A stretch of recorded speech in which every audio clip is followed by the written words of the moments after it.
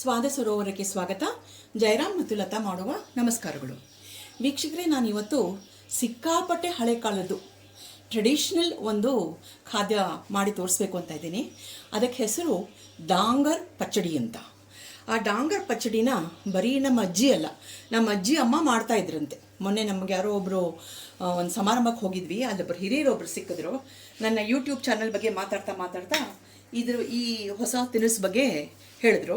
ಇದನ್ನು ನಾನು ಮಾಡಿಲ್ಲ, ನಾನು ಇವತ್ತೇ ಮೊದಲ ಸಲ ಮಾಡಿ ತೋರಿಸ್ಬೇಕು ಅಂತ ಇದ್ದೀನಿ. ನೋಡಿ, ಅದಕ್ಕೆ ನಾನು ಒಂದು ಬಾಣಲೆ ಇಟ್ಕೊಂಡಿದ್ದೀನಿ. ಬಾಣಲೆನಲ್ಲಿ ಒಂದು ಟೀ ಸ್ಪೂನಷ್ಟು ಎಣ್ಣೆ ಹಾಕ್ಕೊಂಡಿದ್ದೀನಿ, ಅಡುಗೆ ಎಣ್ಣೆ. ಈ ಮಾಡ್ತಿರೋ ಖಾದ್ಯದ ಹೆಸರು ಡಾಂಗರ್ ಪಚ್ಚಡಿ. ಈ ಡಾಂಗರ್ ಅಂದರೆ ಇದು ನಮ್ಮ ಕರ್ನಾಟಕ ಭಾಷೆ ಅಲ್ಲ, ಪಚ್ಚಡಿ ಅಂತೂ ನಮ್ಮ ಭಾಷೆ ಕರೆಕ್ಟು. ಈ ಡಾಂಗರ್ ಪಚ್ಚಡಿ ತಂಜಾವೂರು ಅಂದರೆ ತಮಿಳ್ನಾಡಕ್ಕೆ ಸೇರಿದಂತೆ, ಅದರ ಆ ಊರಿನ ಸ್ವಂತದ ತಿಂಡಿ ಅಂತೆ. ಡಾಂಗರ್ ಅಂದರೆ ಆ್ಯಕ್ಚುಲಿ ಮರಾಠಿ ಭಾಷೆಯಲ್ಲಿ ಉದ್ದಿನಬೇಳೆ ಅಂತೆ. ಸೊ ಇತಿಹಾಸ ಏನು ಹೇಳುತ್ತೆ ಅಂದರೆ, ಮರಾಠಾಸು ಮಹಾರಾಷ್ಟ್ರದಿಂದ ತಂಜಾವೂರಿಗೆ ಬಂದು ಅಲ್ಲಿ ಆಳ್ತಿರ್ಬೇಕಾದ್ರೆ ಅವರು ಪ್ರಾಬಬ್ಲಿ ಈ ತಿನಿಸನ್ನು ತಂದಿರಬೇಕು. ಅದು ಆಮೇಲೆ ತಂಜಾವೂರಿಗೆ ಸ್ವಂತ ಆಗಿದೆ ಅಂತ ಹೇಳಿ ಅದಕ್ಕೆ ತಂಜಾವೂರಿನ ಕ್ಯುಸೀನ್ ಅಥವಾ ತಂಜಾವೂರಿನ ಅಡುಗೆ ಅಂತ ಫೇಮಸ್. ಅಲ್ಲಿ ತಮಿಳ್ನಾಡಲ್ಲಿ ಯಾವ ಮದುವೆ ಸಮಾರಂಭ ಆದರೂ ಈ ಪರ್ಟಿಕ್ಯುಲರ್ ಖಾದ್ಯ ಇಲ್ಲದೆ ಮದುವೆ ಕಂಪ್ಲೀಟೇ ಅನಿಸೋದಿಲ್ಲ, ಮದುವೆ ಊಟ ಕಂಪ್ಲೀಟ್ ಅನಿಸೋದೇ ಇಲ್ಲ. ಸೊ ಈಗ ನಾ ಬಾಣಲೆನಲ್ಲಿ 1 ಟೀ ಸ್ಪೂನ್ ಎಣ್ಣೆ ಹಾಕ್ಕೊಂಡಿದ್ದೆ. ಅದಕ್ಕೆ 2 ಟೇಬಲ್ ಸ್ಪೂನಷ್ಟು ಉದ್ದಿನಬೇಳೆ ಹಾಕೋತಾ ಇದ್ದೀನಿ. ನಾ ಗೋಟ್ ಉದ್ದಿನಬೇಳೆ ಹಾಕೋತಾ ಇದ್ದೀನಿ, ಯಾಕಂದರೆ ಮನೇಲಿ ಇತ್ತು ಅಂತ ಹೇಳಿ. ಅದೇ ಹಾಕೋಬೇಕಂತ ಇಲ್ಲ, ನೀವು ಅರ್ಧ ಆಗಿರೋ ಉದ್ದಿನಬೇಳೆ ಇರ್ತಲ್ಲ ಅದನ್ನು ಹಾಕೋಬೋದು. ಇದೇ ಹಾಕೋಬೇಕು ಅಂತ ಏನಿಲ್ಲ. ಇದು ಚೆನ್ನಾಗಿ ಗೋಲ್ಡನ್ ಬ್ರೌನ್ ಆಗಿ ಹುರಿಬೇಕು, ಘಮ ಘಮ ಅಂತ ಅನ್ಬೇಕು, ಪೂರ್ತಿ ಬಣ್ಣ ಬದಲಾಗಬೇಕಿದೆ. ಅಂದರೆ ಇದು ಛತ್ರಪತಿ ಶಿವಾಜಿ ಮಹಾರಾಜರು ಆಳ್ತಾ ಇದ್ದ ಕಾಲದಲ್ಲಿ, ಹೌದು, ಅವ್ರ ಮಗ ಸಂಭಾಜಿ ಮಹಾರಾಜರು ಆಳ್ತಾ ಇದ್ದ ಕಾಲದಲ್ಲಿ ಬಂದಿದ್ದು ಪ್ರತೀತಿಗೆ. ಈಗ ನೀವು ಸಂಭಾಜಿ ಅಂದ ತಕ್ಷಣ ಜ್ಞಾಪಕ ಬರುತ್ತೆ ನಂಗೆ ಒಂದು ಮಾತು. ಈ ಸಾಂಬಾರ್ ಅಂತೀವಲ್ಲ ನಾವು, ಸಾಂಬಾರ್, ಅದು ಕೂಡ ಮಹಾರಾಷ್ಟ್ರದೇ ಅಂತೆ. ಅಂದರೆ ಶಿವಾಜಿ ಮಗ ಸಂಭಾಜಿ ಮಹಾರಾಜಿಗೆ ಮಾಡ್ತಾ ಇದ್ರಂತೆ. ಆಮೇಲೆ ಅದು ತಮಿಳ್ನಾಡು ಬಂದಾಗ, ಅಂದರೆ ಈ ಮರಾಠರು ತಮಿಳ್ನಾಡು ಆಳ್ತಿರ್ಬೇಕಾದ್ರೆ ಶುರು ಮಾಡಿ ಅದಕ್ಕೆ ಸಾಂಬಾರ್ ಅಂತ ಹೆಸರು ಬಂದಿದೆ ಅಂತ ನಾನು ಕೇಳ್ಪಟ್ಟೆ. ಸೊ ದಿಸ್ ಡಾಂಗರ್ ಅಂದರೆ ಉದ್ದಿನಬೇಳೆ ಮರಾಠಿ ಭಾಷೆಯಲ್ಲಿ. ಇದು ಇವಾಗ ನಾವು ಮಾಡಿ ನೋಡ್ತಿದ್ವಿ. ಇದನ್ನು ಆ್ಯಕ್ಚುಲಿ ನಾವು ಚಪಾತಿ ಜೊತೆಗೆ, ಪರೋಟ ಜೊತೆಗೆ, ಎಲ್ಲ ಜೊತೆಗೂ ನೆನೆಸ್ಕೊಂಡು ತಿನ್ಬೋದು. ಸ್ಪೆಷಲಿ ಬಿಸಿಬೇಳೆ ಬಾತು ಪೊಂಗಲ್ಗೆ ತುಂಬ ಚೆನ್ನಾಗಾಗತ್ತಂತೆ. ಈಗ ಚೆನ್ನಾಗಿ ಉದ್ದಿನಬೇಳೆ ನೋಡ್ತಿದೆ. ಈಗ ಒಂದೇ ಒಂದು ಕೆಂಪು ಮೆಣಸಿನ್ಕಾಯಿ, ಬ್ಯಾಡಗೆ ಮೆಣಸಿನ್ಕಾಯಿ ಹಾಕೋತಾ ಇದ್ದೀನಿ. ಸ್ವಲ್ಪ ಹುರಿಬೇಕಿದು. ಅದಾದಮೇಲೆ ಒಂದು 10 ರಿಂದ 12 ಕರಿಮೆಣಸು ಸ್ವಲ್ಪ ಚಿಟಿ ಅನ್ನಬೇಕು. ಈ ಮಿಶ್ರಣ ಮಾಡಿದ್ಮೇಲೆ ಇದು ಪೂರ್ತಿ ತಣ್ಣಗಾಗಬೇಕು. ತಣ್ಣಗಾದ್ಮೇಲೆ ಇದನ್ನು ನುಣ್ಣಗೆ ಮಿಕ್ಸರಲ್ಲಿ ನಾನು ಪೌಡರ್ ಮಾಡ್ಕೋಬೇಕು. ಪೂರ್ತಿ ಹುರಿದಿದೆ. ಇವಾಗ ಗ್ಯಾಸ್ ಆಫ್ ಮಾಡಿಬಿಡ್ತಾ ಇದ್ದೀನಿ.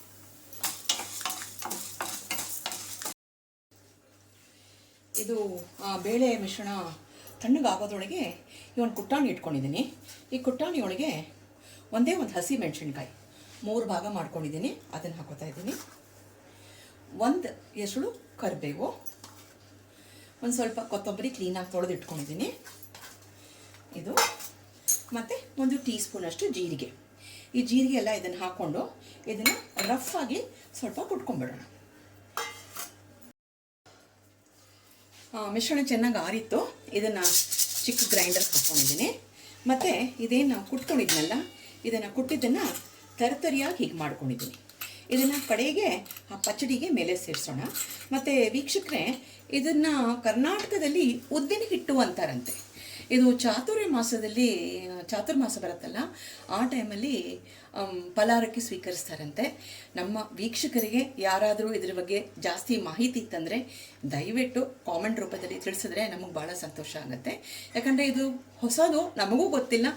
ನಮ್ಮ ಅಡುಗೆಗಳ ಬಗ್ಗೆ ನಾವು ತಿಳ್ಕೊಂಡ್ರೆ ಭಾಳ ಸಂತೋಷ ಆಗುತ್ತೆ ಅನ್ನೋದಕ್ಕೋಸ್ಕರ ಹೇಳ್ತಾ ಇದ್ದೀನಿ. ತಪ್ಪಿದ್ರೆ ದಯವಿಟ್ಟು ಕ್ಷಮಿಸಿ. ವೀಕ್ಷಕರೇ, ಈ ಡಾಂಗರ್ ಪಚ್ಚಡಿಗೆ ಒಂದು ಒಗ್ಗರಣೆ ರೆಡಿ ಮಾಡ್ಕೊಂಡ್ಬಿಡೋಣ. ಸೊ ಅದಕ್ಕೆ ನಾವು ಪಚ್ಚಡಿ ರೆಡಿ ಮಾಡ್ಕೊಳ್ಳೋದ್ರೊಳಗೆ ಇದೊಂದು ಸ್ವಲ್ಪ ತಣ್ಣಗಾಗುತ್ತೆ. 1 ಟೇಬಲ್ ಸ್ಪೂನಷ್ಟು ಎಣ್ಣೆ ಹಾಕ್ಕೊಂಡಿದ್ದೀನಿ. ಎಣ್ಣೆ ಸ್ವಲ್ಪ ಕಾದ್ಮೇಲೆ ಅದಕ್ಕೆ ಚೂರು ಸಾಸಿವೆ, ಒಂದು ಅರ್ಧ ಟೀ ಸ್ಪೂನಷ್ಟು ಸಾಸಿವೆ, ಒಂದು ಅರ್ಧ ಟೀ ಸ್ಪೂನಷ್ಟು ಉದ್ದಿನಬೇಳೆ, ಅರ್ಧ ಟೀ ಸ್ಪೂನಷ್ಟು ಕಡಲೆಬೇಳೆ, ಒಂದು 4-5 ಕರಿಬೇವಿನ ಎಸಳು, ಒಂದು ಚಿಕ್ಕಿ ಇಂಗು,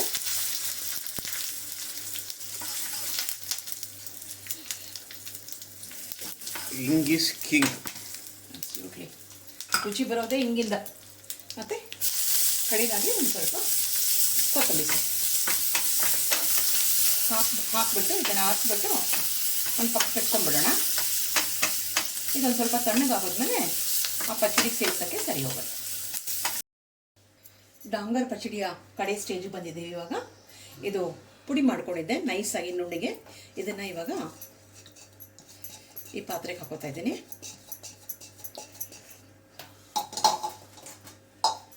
ಮತ್ತು ಆವಾಗ ರಫಾಗಿ ನಾನು ಸ್ವಲ್ಪ ಕೊತ್ತಂಬರಿ ಸೊಪ್ಪು, ಕರಿಬೇವು, ಜೀರಿಗೆ ಹಾಕೊಂಡಿದ್ನಲ್ಲ, ಹಸಿ ಮೆಣಸಿನ್ಕಾಯಿ, ಅದನ್ನೆಲ್ಲ ಈ ಜೊತೆಗೆ ಹಾಕಿ ಮಿಕ್ಸ್ ಮಾಡಿಬಿಡೋಣ.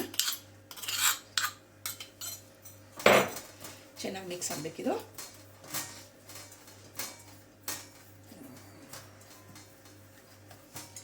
ಇವಾಗ ನಾವು ಒಂದು ಸ್ವಲ್ಪ ಮೊಸರು ಕಡ್ದಿಟ್ಕೊಂಡಿದ್ದೀನಿ, ಗಟ್ಟಿ ಮೊಸರು. ಅದು ಸ್ವಲ್ಪ ಕಡ್ದಿಟ್ಕೊಂಡ್ರೆ ಸ್ಮೂದಾಗಿ ನೈಸಾಗಿರುತ್ತೆ, ಇಲ್ಲಾಂದರೆ ಗಟ್ಟಿ ಗಟ್ಟಿಯಾಗಿ ಹಾಕಿ ಬರುತ್ತೆ. ಈ ಗಟ್ಟಿ ಮೊಸರನ್ನ ಇದಕ್ಕೆ ಹಾಕೋತಾ ಇದ್ದೀನಿ.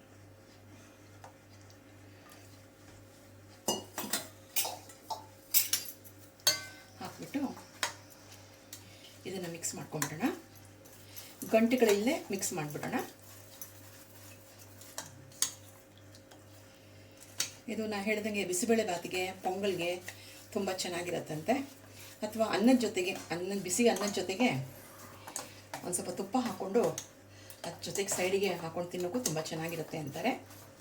ನಾನು ಇವತ್ತೇ ಟ್ರೈ ಮಾಡಿದ್ದು, ನೋಡೋಣ ಹೇಗಿರುತ್ತೆ ಅಂತ.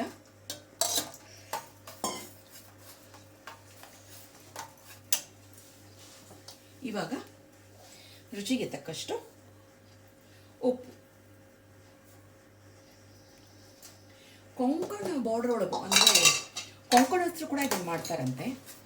ಅವ್ರಿಗೂ ಬಹಳ ಪ್ರೀತಿನಂತೆ. ಅವರೆಲ್ಲ ಸಮಾರಂಭಗಳಲ್ಲಿ, ಮುಂಜಿ ಮದುವೆಗಳಲ್ಲೆಲ್ಲ ಇದು ಮಾಡ್ತಾರಂತೆ. ಇದು ಕೇಳಿ ತಿಳ್ಕೊಂಡಿದ್ದು. ನಿಮಗೆಲ್ಲ ಇದ್ರ ಬಗ್ಗೆ ಜಾಸ್ತಿ ಮಾಹಿತಿ ಇದ್ದರೆ ತಿಳಿಸಿ ದಯವಿಟ್ಟು. ಎಲ್ಲ ಆಯಿತು. ಇವಾಗ ಇದಕ್ಕೆ ಈ ಒಗ್ಗರಣೆನ ಸೇರಿಸ್ಬಿಡೋಣ.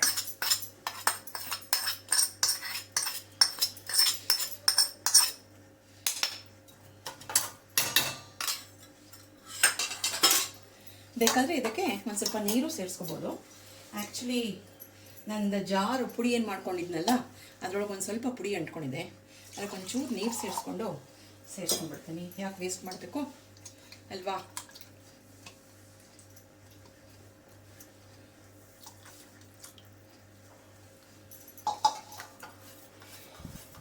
ಎಲ್ಲ ಆದಮೇಲೆ ಮೇಲೆ ಒಂಚೂರು ಕೊತ್ತಂಬರಿ ಸೊಪ್ಪು ಉದಿಸ್ಬಿಟ್ರೆ ನೋಡೋಕ್ಕೂ ಚೆಂದ, ತಿನ್ನೋಕ್ಕೂ ಬಹಳ ಆರೋಗ್ಯ. ಈ ಬೇಸಿಗೆನಲ್ಲಿ ತುಂಬ ಒಳ್ಳೆಯದಂತೆ.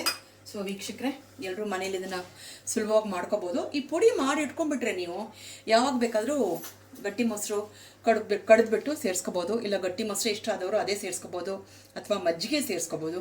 ಪುಡಿ ಒಂದು ಮಾಡಿ ಇಟ್ಕೊಂಡ್ಬಿಡಿ, ಆಗ ಬಹಳ ಸುಲಭವಾಗಿ ಮಾಡ್ಕೋಬೋದು. ಸೊ ನಮ್ಮ ಸ್ವಾದ ಸರೋವರ ಚಾನಲ್ಲು ಎಲ್ಲರೂ ಪೂರ್ತಿ ನೋಡಿ, ವಿಡಿಯೋನ ಕಡೆ ತನಕ ನೋಡಿ. ಯಾರು ಹೊಸದಾಗಿ ನೋಡ್ತಾ ಇದ್ದೀರೋ ಅವರೆಲ್ಲ ಸಬ್ಸ್ಕ್ರೈಬ್ ಆಗಿ ಬೆಲ್ ಐಕಾನ್ ಪ್ರೆಸ್ ಮಾಡಿದ್ರೆ ನಾವು ಮಾಡೋ ಪ್ರತಿಯೊಂದು ಅಡುಗೆ, ಪ್ರತಿಯೊಂದು ತಿನಿಸು ನಿಮಗೆ ಒಂದು ನೋಟಿಫಿಕೇಷನ್ ಬರುತ್ತೆ. ನೀವು ನೋಡಿ ನಮಗೆ ಸಪೋರ್ಟ್ ಮಾಡಿ, ಲೈಕ್ ಮಾಡಿ, ಸಬ್ಸ್ಕ್ರೈಬ್ ಮಾಡಿ. ಎಷ್ಟು ಹೇಳಿ ಜಯರಾಮ್ ನಾನು ಈ ವಿಡಿಯೋನ ಮುಗಿಸ್ತಾ ಇದ್ದೀವಿ. ಮುಂದಿನ ವಿಡಿಯೋಲಿ ಸಿಗೋಣ. ಅಷ್ಟವರೆಗೂ ನಮಸ್ಕಾರಗಳು.